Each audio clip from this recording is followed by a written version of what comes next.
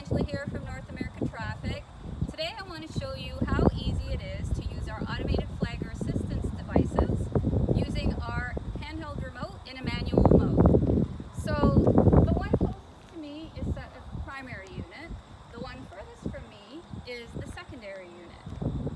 So if this was a lane closure, the primary unit has the gate arm up, the flashing amber light, which means proceed with caution. So I want to stop traffic here.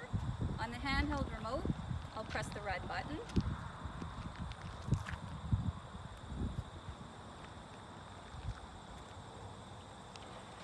Light turns to red, gate arm comes down. Then for the secondary unit, to open up to traffic on the other end, I'll press the black button. Gate arm comes up.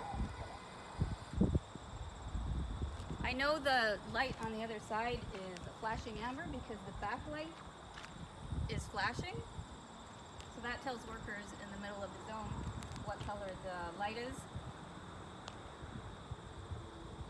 So I want to stop traffic at the other end. For the secondary unit, I want to press the red button.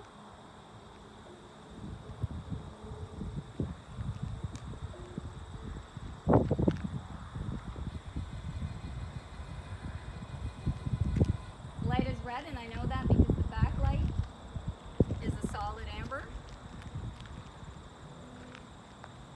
That's it. Easy to set up, simple to use, 3 buttons, and the way to remember it is the primary unit uses the red and the green button, the secondary unit uses the black and the green button. Easy. If you want more information, please contact us at North American Traffic.